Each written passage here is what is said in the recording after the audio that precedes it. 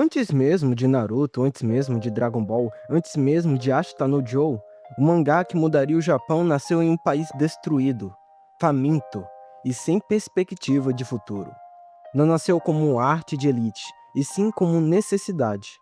Hoje a gente vai falar de Shin Takarajima, a nova Ilha do Tesouro, e de como Osamu Tezuka não criou o mangá, mas revolucionou tudo o que ele podia ser. Se você gosta desses vídeos que tratam o mangá como cultura e história, já deixa o like, porque isso ajuda o vídeo a chegar a mais gente que ama essa mídia. Mas chega de enrolação, vamos direto para o vídeo. Antes mesmo de falarmos sobre Shin Takarajima, é preciso primeiro entender melhor o contexto no qual ele surgiu. Estamos falando do imediato pós-guerra, com o Japão sob ocupação americana. Nessa época, os jornais, pela escassez de papel, limitavam o número de páginas para os mangás. E sim, já havia mangás naquela época.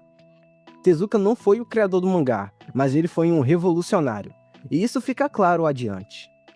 Com o fim da guerra, a maioria dos japoneses da época estavam famintos e pobres. Eles estavam insatisfeitos com a política atual e com medo do futuro. Eles ansiavam por entretenimento e humor tanto quanto por comida. É nesse cenário que os mangakás se organizavam em clubes, a fim de apoiarem-se em seus trabalhos, tal qual como os quadrinistas ocidentais. Tezuka fazia parte do clube Kansai Manga Man, além, é claro, dos grupos Hello Manga e Tree Manga Club. Não existia ainda uma editora focada exclusivamente em mangá naquele período, e as publicações aconteciam apenas de duas formas. A primeira era através das tiras de jornais, da mesma forma que muitas crianças conheceram Turma da Mônica aqui no Brasil.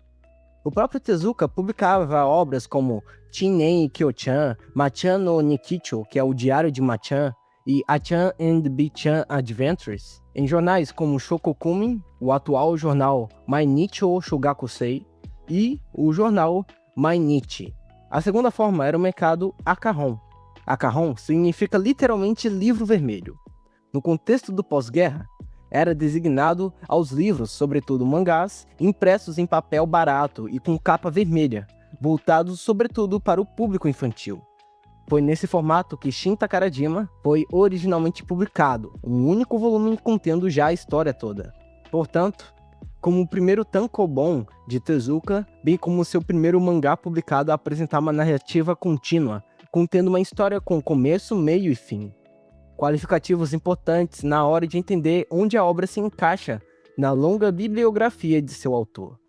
Um imenso sucesso, mas não sem os seus problemas.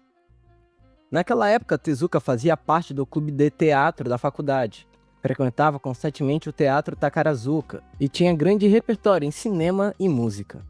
Mesmo cursando a faculdade, Tezuka continuava pobre, mas isso não o impediu, pelo contrário. Sua família o apoiava financeiramente, e ele passava a publicar mangás curtos, fazendo bicos também como ilustrador para juntar dinheiro para casa.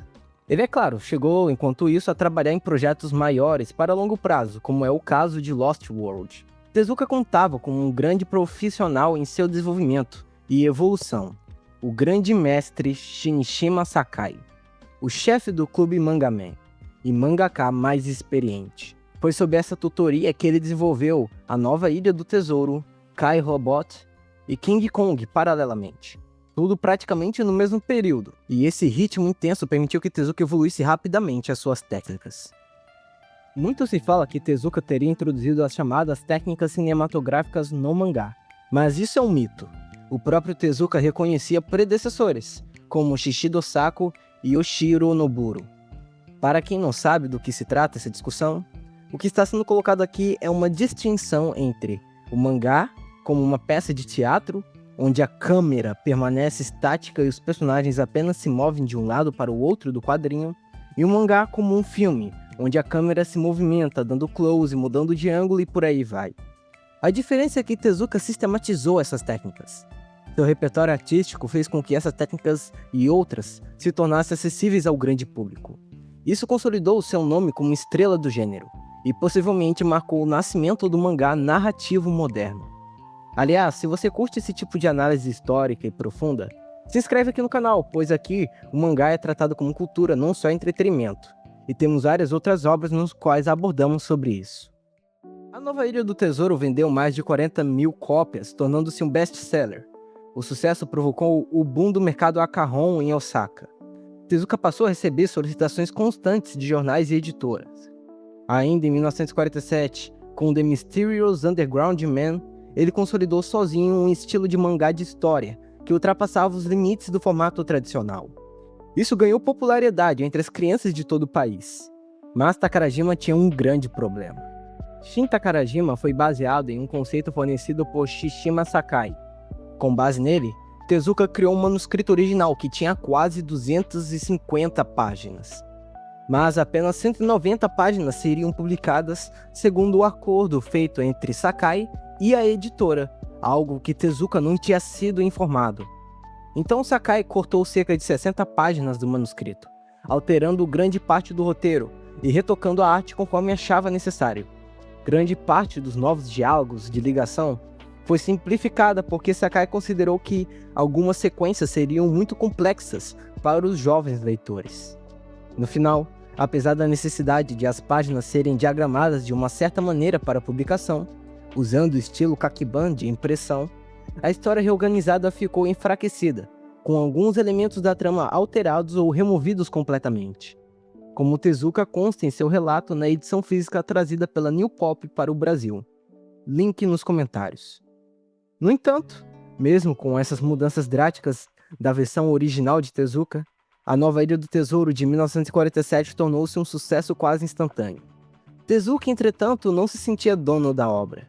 Ele recusou reimpressões por anos, o que aumentou o valor original e criou a mitificação em torno do mangá. Você acha que uma obra ainda é do autor quando sofre esse tipo de intervenção? Conta aí nos comentários, eu quero saber a sua opinião.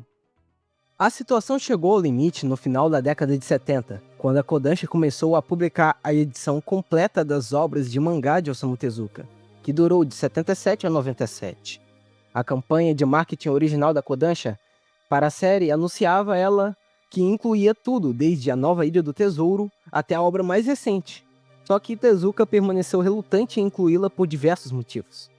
De um lado, como o manuscrito original de 47 não estava mais disponível, tendo pertencido a Ikueisha e se perdido ao longo dos anos, imprimir aqueles desenhos rudimentares providos da maneira de impressão seria difícil para Tezuka suportar como autor e ver aquilo sendo publicado e vendido.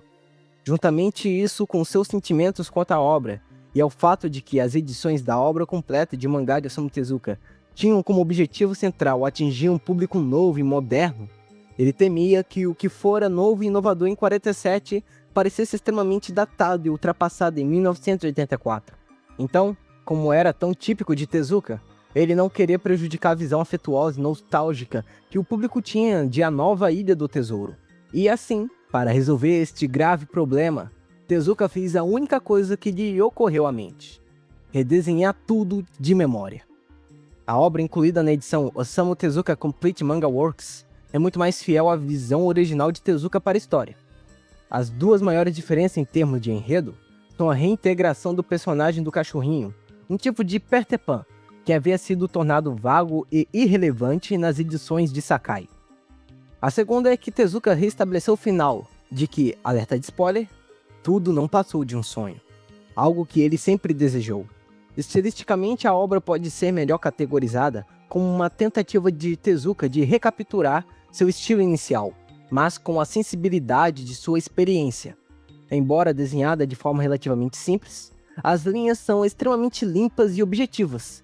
No entanto, a maior mudança está no layout, frequentemente elogiado como o início do estilo cinematográfico inovador de Tezuka. Tezuka eleva ainda mais o ritmo, aumentando o número de painéis utilizados. E como resultado, a história se desenvolve mais rápido em um ritmo muito mais acelerado do que a original de 47. Embora a edição da Kodansha possa ter apaziguado os fãs, que desejava ver a famosa primeira obra de Osamu Tezuka, e acalmado as preocupações do próprio autor, após quase 50 anos, a Tezuka Productions finalmente concordou em reimprimir a versão original em 2009, publicada como parte das comemorações do 80º aniversário de Osamu Tezuka. A edição de luxo com o estojo reimprime na íntegra a versão original de 1947 de Shin Takarajima, a nova Ilha do Tesouro. Hoje a gente fala de Naruto, de Bleach, de One Piece, Dragon Ball e várias outras obras que marcaram gerações inteiras e que impactaram elas para o resto da vida. Mas tudo isso começou aqui, com um jovem médico, num país destruindo e se reerguendo, desenhando um mundo onde ainda valia a pena acreditar. Tezuka não criou apenas mangás, ele criou uma linguagem emocional que atravessou gerações. Se esse vídeo te faz enxergar mangá de outra forma, compartilha com alguém que ama essa mídia. E na descrição tem links afiliados para mangás do Tezuka, incluindo inclusive a nova Ilha do Tesouro, que tem comentários bastante importantes e que adentram mais sobre a história do desenvolvimento da obra e da carreira do autor. É por meio desses links que você vai poder apoiar o canal sem pagar nada mais. E isso tudo porque compreender o passado é a única forma de entender por que essas histórias ainda importam. Eu sou Mitsuki e nos vemos no próximo episódio.